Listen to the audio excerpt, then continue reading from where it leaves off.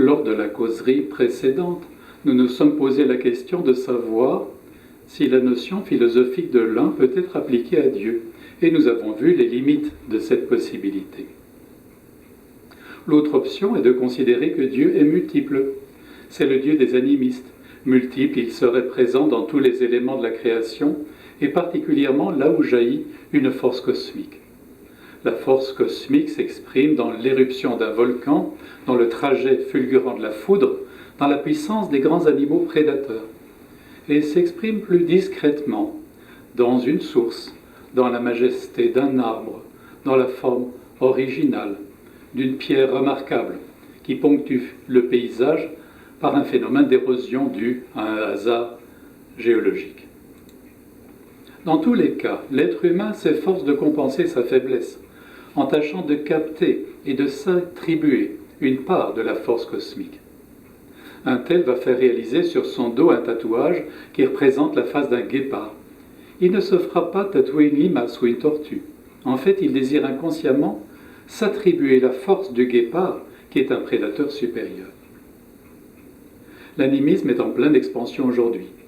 Des tribus indiennes submergées par la modernité se réfugient dans un animisme qui laisse une impression plutôt de reconstituer, pour essayer de nier la colonisation religieuse dont elles ont été l'objet.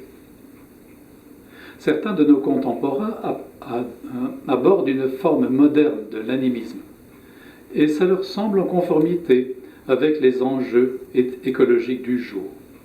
Ça donne à leurs yeux l'avantage de s'éloigner d'un christianisme qui représente pour eux une force d'oppression. Cette critique n'est pas fausse, car le christianisme lui-même s'est laissé contaminer par la religion du Dieu des philosophes. Si Dieu est multiple, il se confond totalement avec le cosmos et les formes qui l'animent, alors qu'il est impossible de participer au Dieu absolu des philosophes. Dans le cas de la spiritualité animiste, cette question ne se pose pas, car Dieu lui-même se confond avec l'univers qui nous entoure. Cependant, l'animisme ne répond à aucune des questions fondamentales que se pose l'être humain.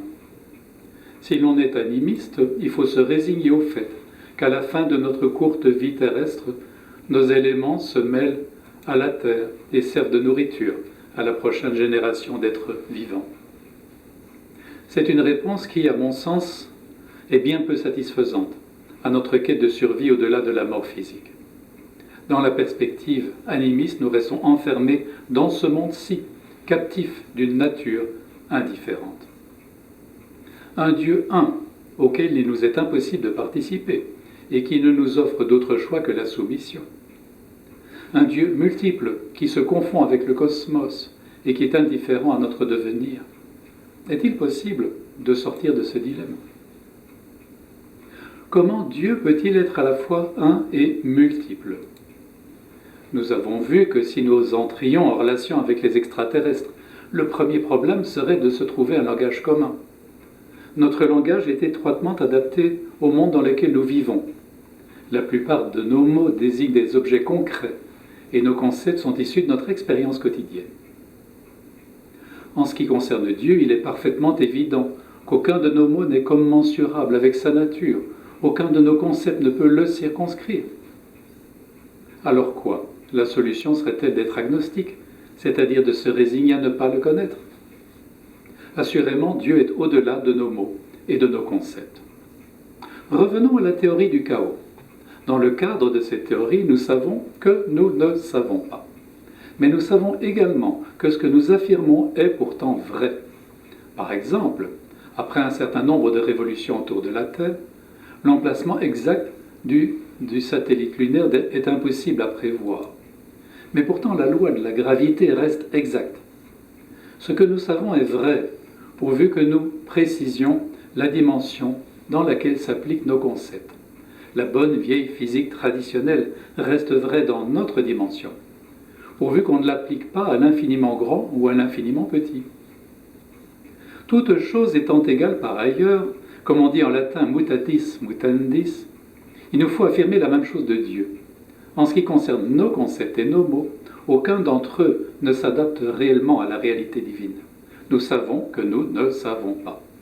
Mais par ailleurs, ça ne nous interdit pas de dire quelque chose au sujet de Dieu. Et nous savons que c'est vrai, car notre affirmation est basée sur ce que Dieu lui-même nous révèle. Et justement, qu'est-ce qu'une révélation? Il serait prudent de préciser tout d'abord ce qu'elle n'est pas.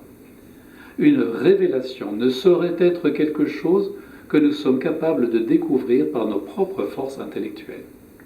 Nous n'avons pas besoin de révélation pour dire que Dieu est bon, grand, infini.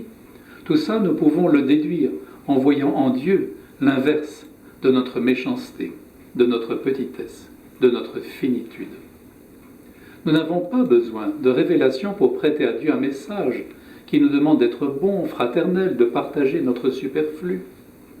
Ce qu'on appelle aujourd'hui, du mot très élastique, de valeur, tout ça peut être prêché et affirmé sur la base d'une morale naturelle toute simple et évidente. De telles choses, qui constituent pratiquement 95% du message des églises traditionnelles, tout cela est complètement étranger à la révélation. Ce qu'est la révélation, par contre, si Dieu est totalement au-delà de nos concepts, nous avons besoin de sa révélation afin de savoir qui il est. Et pour cela, nous avons besoin de toute une série d'indices qui nous sont donnés dans les Écritures. Et c'est ce que nous verrons dans la causerie prochaine.